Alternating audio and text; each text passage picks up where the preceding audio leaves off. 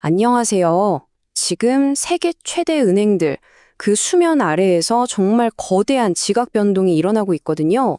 오늘 분석에서는 바로 그 금융의 미래가 어떻게 재편되고 있는지 그 현장 속으로 한번 들어가 보겠습니다. 자, 이런 질문으로 한번 시작해 볼까요? 만약에 수백 년 동안이나 은행을 먹여 살려온 핵심 사업이 서서히 힘을 잃고 있다면, 과연 은행은 어떻게 해야 할까요? 이게 그냥 상상 속의 이야기가 아니에요. 오늘날 전 세계 거대 은행들이 마주하고 있는 아주 현실적인 문제고요. 어떻게 보면 생존을 위한 도전 과제인 셈이죠.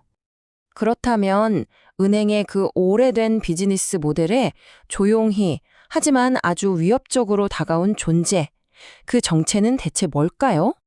오랫동안 은행의 주 소입원은 뭐니 해도 기업의 돈을 빌려주는 거였습니다.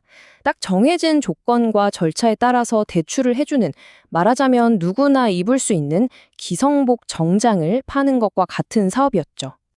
그런데 시대가 변했어요.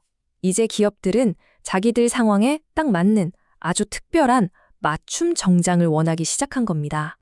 이 둘의 차이는 이 표를 보면 정말 명확하게 드러납니다. 전통적인 대출이 좀 표준화되어 있고 느리다면 사모신용, 즉 프라이빗 크레딧은 속도나 유연성, 그리고 거래 성공률까지 거의 모든 면에서 압도적이죠. 기업들이 왜 맞춤 정장을 찾는지 바로 이해가 되시죠? 자, 그러면 은행들의 기성복 사업을 위협하는 이 맞춤 정장 시장, 과연 얼마나 폭발적으로 크고 있는 걸까요? 이 숫자 좀 보세요. 무려 2조 6천억 달러. 이게 2029년까지 전 세계 사모 신용 시장이 이만큼 커질 거라는 예상치입니다. 와, 정말 어마어마한 규모죠? 그리고 이게 무슨 먼 미래의 이야기도 아니에요. 이 그래프를 보시면 불과 10여 년 만에 시장 규모가 3배 이상 그냥 수직으로 상승했습니다. 이건 그냥 성장이 아니라 그야말로 폭발이라고 불러야 맞을 것 같아요. 그럼 여기서 궁금해지죠? 도대체 왜 이렇게 많은 돈이 이 사모시장으로 막 몰려드는 걸까요? 그 이유가 뭘까요? 정답은 바로 수익률입니다. 이 표를 한번 보세요. 지난 25년간 사모 바이아웃 펀드의 평균 수익률이 13.4%였어요. S&P 500 지수가 8.2%였던 거 생각하면 훨씬 높죠? 이러니 투자자들 입장에서는 정말 거부할 수 없는 유혹인 셈입니다. 자, 그런데 이렇게 시장을 그냥 뺏기고만 있을 은행들이 아니죠. 위기를 감지한 금융계의 거인들, 그들의 반격이 지금부터 시작됩니다. 가장 대표적인 사례로 독일의 거대 은행 도이치뱅크를 들 수 있습니다. 이들이 아주 과감한 전략적 전환을 시도하고 있거든요.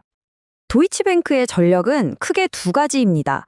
첫째는 CPS라는 전담 부서를 아예 새로 만들어서 외부 자본을 적극적으로 끌어들이는 거고요.